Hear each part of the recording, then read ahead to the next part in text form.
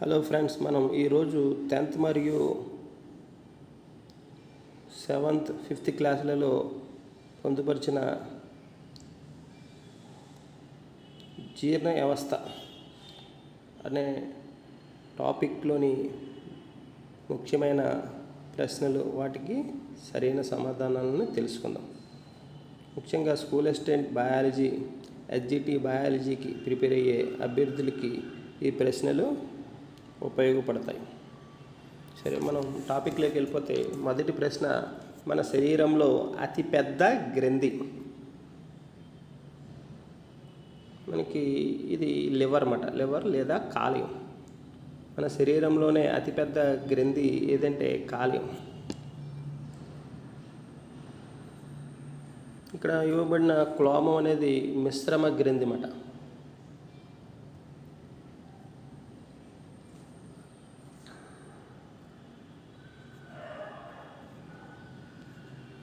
రెండవ ప్రశ్న చూసినట్లయితే, క్రింది వాటిలో సరైన క్రమాన్ని గుర్తించము. అంటే జీర్ణ నాళము లేదా ఆహార నాళానికి సంబంధించిన భాగాలను వరుస క్రమంలో అమర్చమన్నారన్నమాట.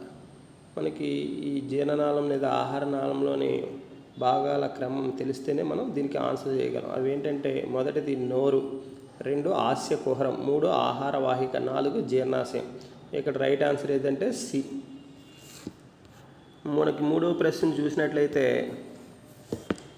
నోటి ద్వారా ఆహారాన్ని శరీరంలోకి తీసుకోవడంను ఏమంటారు? నోటి ద్వారా ఆహారాన్ని శరీరంలోకి తీసుకోవడంను అంతరగ్రహణం అంటాం. మనకి పోషణలో 5 దశలు ఉంటాయన్నమాట. అంటే ఆహారాన్ని శరీరంలోకి లోపల తీసుకోవడాన్ని అంతర్గ్రహణం అంటారు. ఈ తీసుకున్న ఆహారాన్ని జీర్ణ రసాల సహాయంతో జీర్ణం చేయడాన్ని జీర్ణక్రియ అంటాం. 3 ఈ జీర్ణమైన ఆహార పదార్థాలని రక్తంలోకి గ్రహించడాన్ని శ్వాసన అంటాం. 4 ఈ శోషించబడిన ఆహార పదార్థాలని మన శరీరానికి ఉపయోగపడే విధంగా శక్తిగా మార్చడాన్ని స్వాంగీకరణ అంటాం. జీర్ణం కాని పదార్థాలని బయటికి పంపించడాన్ని విసర్జన అంటాం. అంటే పోషణలో 5 దశలు ఉంటాయి. అవి ఏంటి? అంతర్గ్రహణ, 2 జీర్ణక్రియ, 3 శ్వాసన, 4 స్వాంగీకరణ, 5 విసర్జన. అయితే ఇందులో మొదటి దాని గురించి ఇవ్వడం జరిగిందన్నమాట. వీటిలో కూడా ఆర్డర్ ఇచ్చే అవకాశం ఉంటుంది. అంతర్గ్రహణం, తర్వాత జీర్ణక్రియ, 3 శ్వాసన, 4 స్వాంగీకరణ, 5 విసర్జన. ఈ బిట్ కూడా చాలా ఇంపార్టెంట్, చూసుకోండి. తర్వాత 4 శైశవ దశలో ఏర్పడే దంతాలు ఎన్ని అని అడిగాడు మనం. శైశవ దశలో ఏర్పడే దంతాలు పాలదంతాలు. మనకి శైశవ దశలో ఈ పాలదంతాలు ఏర్పడతాయి. ఇవి 6 నుంచి 8 సంవత్సరాల కాలంలో ఊడిపోవడం జరుగుతుందన్నమాట.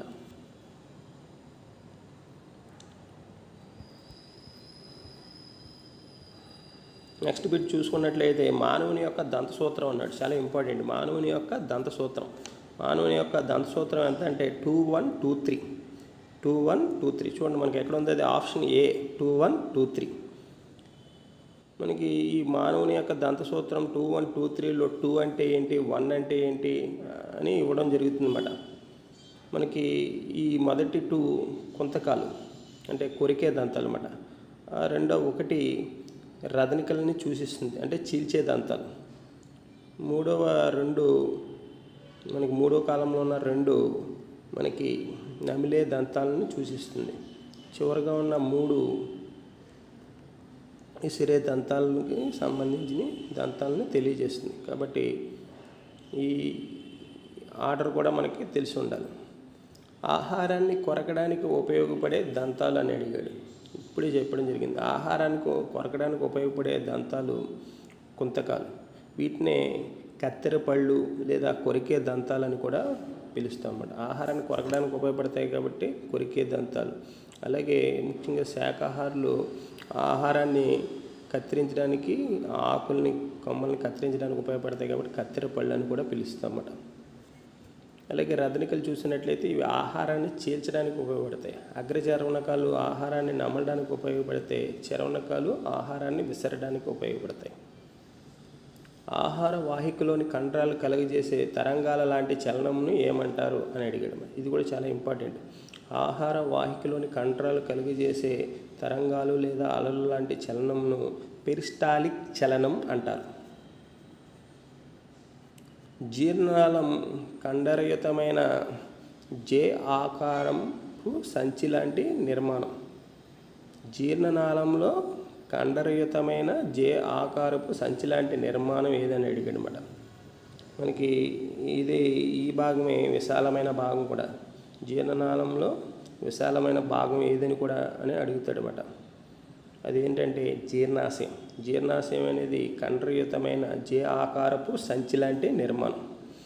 చిన్న ప్రేగు చూసుకున్నట్లయితే మనకి ఆహార నాళంలో లేదా జీర్ణనాళంలో అతి పొడవైన భాగం. అలాగే ఆహారం పూర్తిగా ఎక్కడ జీర్ణం అవుతుందంటే చిన్న ప్రేగులు. మరి పెద్ద ప్రేగులో ఏం చేయబడుతుందంటే పెద్ద ప్రేగులో నీరు ఖనిజ లవణాలు శోషించుకోబడతాయి. పెద్ద ప్రేగు గోడల ద్వారా నీరు ఖనిజ లవణాలు జీర్ణం కాని ఆహార పదార్థాల నుండి శోషించుకోబడతాయి. ఇందుకే జీర్ణనాళంలో కండరయుతమైన జే ఆకారపు సంచి లాంటి నిర్మాణం ఏదంటే జీర్ణాశయం. ఈ జీర్ణాశయం యొక్క పనితీరు పైన పరిశోధన చేసిన శాస్త్రవేత్త ఎవరంటే విలియం బ్యూమాంట్. జీర్ణనాళం లేదా ఆహార నాళంలో అతి పొడవైన భాగం ఇప్పుడే చెప్పుకున్నాం మనం. జీర్ణనాళం లేదా ఆహార నాళంలో అతి పొడవైన భాగం ఏదంటే చిన్న ప్రేగు. ఆహార నాళం లేదా జీర్ణనాళంలో ఆహారం పూర్తిగా ఎక్కడ జీర్ణం అవుతుందంటే చిన్న ప్రేగు. దీని యొక్క పొడవు సుమారు మనకి 5th క్లాస్ టెక్స్ట్ బుక్లో 6 మీటర్స్ అని ఇవ్వడం జరిగింది. అలాగే 7th క్లాస్ టెక్స్ట్ బుక్లో 7.5 మీటర్స్ అని ఇవ్వడం జరిగింది. కాబట్టి దాన్ని బట్టి ఆ ప్రశ్నకి సమాధానం ఏదిస్తే అది ఆన్సర్ చేయవలసి ఉంటుంది. 10వ ప్రశ్న. చిన్న ప్రేగు యొక్క లోపలి గోడల్లో ఉండే వేళ్ల మాదిరిగా ఉండే నిర్మాణాలను ఏమంటారని అడిగాడు. ఇది కూడా చాలా ఇంపార్టెంట్. చిన్న ప్రేగు యొక్క లోపలి గోడల్లో వేళ్ల మాదిరిగా ఉండే నిర్మాణాలను శోషకాలు వెల్లై అంటారు. ఇవి చిన్న ప్రేగులో జీర్ణమైన ఆహారాన్ని శోషించుకుని రక్తంలోకి పంపించడానికి ఉపయోగపడతాయి. 11. జీర్ణం కాని ఆహార పదార్థాల నుండి నీరు లవణాలను శోషించుకునే భాగం ఏది అని అడిగాడు. మనకి అంటే జీర్ణనాళం లేదా ఆహార నాళంలోని ఏ భాగంలో జీర్ణం కాని ఆహార పదార్థాల నుండి నీరు లవణాలు శోషించుకోబడతాయి అని అడిగాడు అన్నమాట. అది చూసినట్లయితే మనకి ఆన్సర్ పెద్ద ప్రేగు. పెద్ద ప్రేగు యొక్క గోడలు జీర్ణం కాని ఆహార పదార్థాల నుండి నీరు ఖనిజ లవణాలను శోషించుకోవడం జరుగుతుంది. చిన్న ప్రేగు పెద్ద ప్రేగు కలిసే చోట ఉండే వేలు మాదిరి నిర్మాణంని ఏమంటారు అని అడిగాడు. మనకి చిన్న ప్రేగు పెద్ద ప్రేగు వద్ద కలిసే చోట ఉండే వేలు మాదిరి నిర్మాణాన్ని ఉండుకం అంటాం. దీన్ని ఇంగ్లీష్లో మనకి అపెండిక్స్ అంటాం. ఇది ఒక అవశేష అవయవం, వెస్టిజియల్ ఆర్గాన్ అన్నమాట.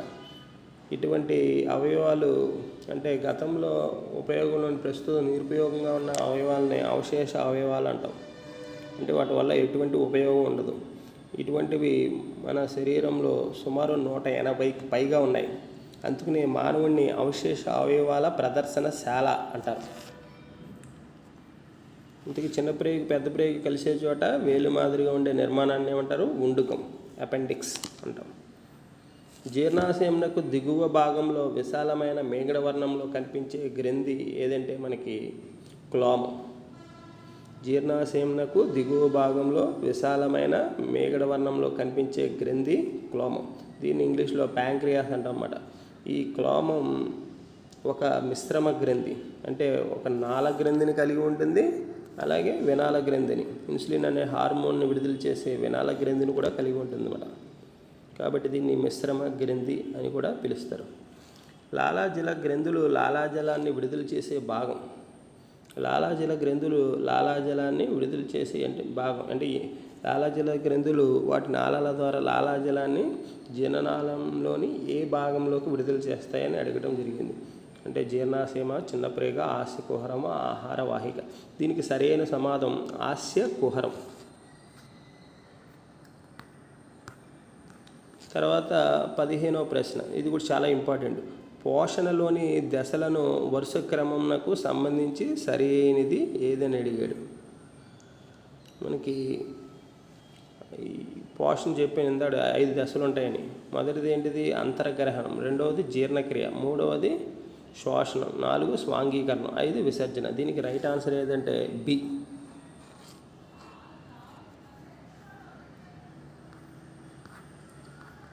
లాలాజలంలో ఉండే ఎంజైమ్, మనకి లాలాజలంలో ఉండే ఎంజైము లాలాజల ఎమైలేజ్.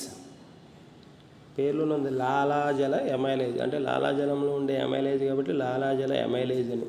దీనికి ఇంకో పేరు కూడా ఉందన్నమాట, దాని పేరు ఏంటంటే టైలిన్. కాబట్టి దీనికి రైట్ ఆన్సర్ ఏంటంటే డి, బి మరియు C is the right answer. అదే మరి పెప్సిన్ ఎక్కడ ఉంటుందంటే జీర్ణాశయంలో ఉంటుందన్నమాట. ఈ లాలాజల ఎమైలేజ్ లేదా టైలిన్ ఆహారంలోని పిండి పదార్థాలపై చర్య జరిపి వాటిని సరళ చక్కెరలుగా మారిస్తే జీర్ణాశయంలో ఉండే పెప్సిన్ ప్రోటీన్లను, సంక్లిష్ట ప్రోటీన్లను సరళ ప్రోటీన్లుగా, అంటే ప్రోటీన్ని పెప్టోన్స్ కింద మారుస్తుంది. మనకి నోటి కుహరంలో లేదా ఆస్య కుహరంలో జీర్ణమయ్యే ఆహార పదార్థం ఏంటని అడుగుతాడు, పిండి పదార్థాలు. అలాగే స్టమక్ లేదా జీర్ణాశయంలో జీర్ణమయ్యే ఆహార పదార్థాలు ఏంటని అడుగుతాడు. వాటికి ఆన్సర్ ఏంటంటే ప్రోటీన్స్. ఆస్య కుహరంలోని సంక్లిష్ట పిండి పదార్థాలను సరళ చక్కెరలుగా మార్చు ఎంజైమ్ ఇప్పుడే మనం చెప్పుకున్నాం. అదేంటంటే ఆన్సరు లాలాజల ఎమైలేజ్. ఈ ట్రిప్సిన్ అనేది మనకి క్లోమన్ నుంచి విడుదలవుతుంది అన్నమాట. ఇది ప్రోటీన్స్ని పాలీపెప్టైడ్స్ కింద మారుస్తుంది. జీర్ణాశయం యొక్క పనితీరుపై పరిశోధన చేసిన శాస్త్రవేత్త ఎవరని అడగడం జరిగింది. విలియం బ్యూమాట్. జీర్ణాశయం యొక్క లోపలి గోడలలో ఉండే గ్రంథులు, జీర్ణాశయం యొక్క లోపలి గోడల్లో ఉండే జీర్ణ గ్రంథులు ఏంటంటే జఠర గ్రంథులు. చిన్న ప్రేగు యొక్క లోపలి గోడల్లో ఉండే గ్రంథులు ఏంటంటే అంతర్గ్రంథులు. ఈ రెండు జీర్ణనాళము లేదా ఆహారనాళం లోపలే ఉంటాయన్నమాట. మిగతా కాలేయం కానీ క్లోమం కానీ అలాగే లాలాజల గ్రంథులు కానీ ఈ జీర్ణానికి బయట ఉంటాయి. జీర్ణనాళం లోపల ఉండే గ్రంథులు ఏంటంటే ఒకటి జఠర గ్రంథులు, ఇవి జీర్ణాశయం యొక్క లోపలి గోడల్లో ఉంటాయి. రెండు ఆంధ్ర గ్రంథులు, ఇవి చిన్న ప్రేగు యొక్క గోడల్లో ఉంటాయి. ఇంతకీ దీనికి జీర్ణాశయం యొక్క లోపలి గోడల్లో ఉండే జీర్ణ గ్రంథులకి ఆన్సర్ ఏంటంటే జఠర గ్రంథులు. ఉదర ఎగువ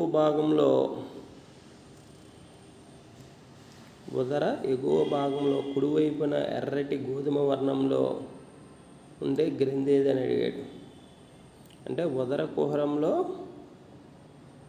కుడివైపున ఉండే ఎర్రటి గోధుమ వర్ణం గల గ్రంథి ఏదంటే మనకి కాలేయం.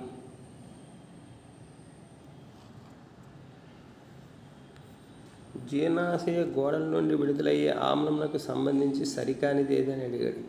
జీర్ణాశయ గోడల నుండి జీర్ణాశయంలో విడుదలయ్యే ఆమ్లం ఏదంటే హైడ్రోక్లోరిక్ ఆమ్లం. ఈ ఆమ్లం యొక్క ఉపయోగాలు ఏంటంటే ఒకటి, ఇది ఆహారం ద్వారా ప్రవేశించిన సూక్ష్మజీవులను చంపుతుంది, కరెక్టే. ఇది ఆహారాన్ని ఆమ్లయుతంగా మార్చి జీర్ణక్రియ ఎంజైముల చర్యను వేగవంతం చేస్తుంది, ఇది కరెక్టే. అలాగే జీర్ణాశయంలో విడుదలయ్యే ఆమ్లం ఒక హైడ్రోక్లోరిక్ ఆమ్లం, ఇది కూడా కరెక్టే. ఇది ఆహారాన్ని క్షారయుతంగా మారుస్తుంది, తప్పు. ఇది ఆహారాన్ని ఆమ్లయుతంగా మారుస్తుంది. కాబట్టి దీనికి ఇది రాంగ్ ఆన్సర్ ఏదంటే డి, ఇది ఆహారాన్ని క్షారయుతంగా మారుస్తుంది. మిగతావన్నీ రైట్. జీర్ణక్రియ ఎంజైములు లేని జీర్ణరసం ఏదన్నాడు, చాలా ఇంపార్టెంట్. జీర్ణక్రియ ఎంజైములు లేని జీర్ణరసం ఏదంటే పైత్యరసం. ఈ పైత్యరసంలో ఎటువంటి ఎంజైములు ఉండవన్నమాట. మిగతా అన్ని జీర్ణరసాల్లో ఎంజైములు ఉంటాయి. ఇప్పుడు లాలాజలంలో టైలిన్ లేదా లాలాజల ఎమైలేజ్ ఉంటుంది. అలాగే జఠర రసంలో పెప్సిన్ అనే ఎంజైమ్ ఉంటుంది. అలాగే క్లోమంలో ట్రిప్సిన్, లైపేజ్ అనే ఎంజైమ్స్ ఉంటాయి.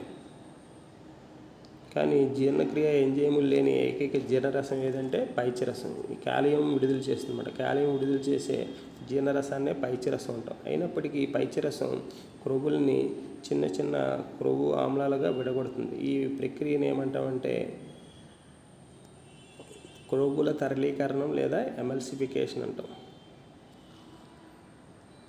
పైత్యరసం తాత్కాలికంగా నిల్వ చేయబడే భాగం అన్నాడు. మనకి కాలేయం నుండి విడుదలైన పైత్యరసం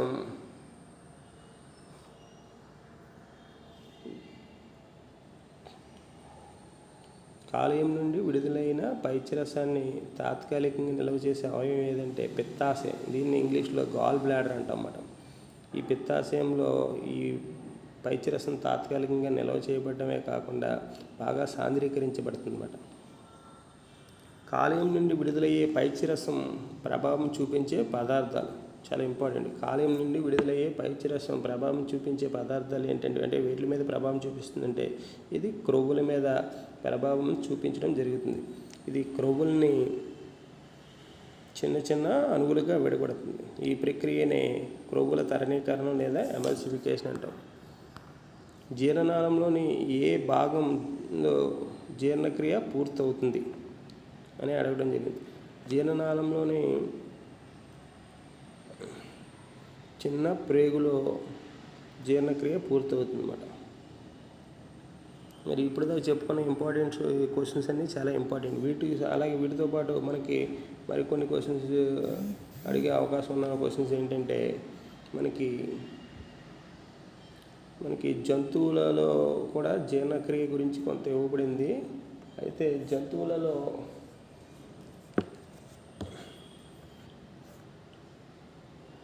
అది కూడా చూసుకోవాలి. Okay, thank you friends. మరిన్ని టాపిక్స్ సంబంధించి ప్రశ్నల సమాధానాలతో మీ ముందుకి వస్తాను.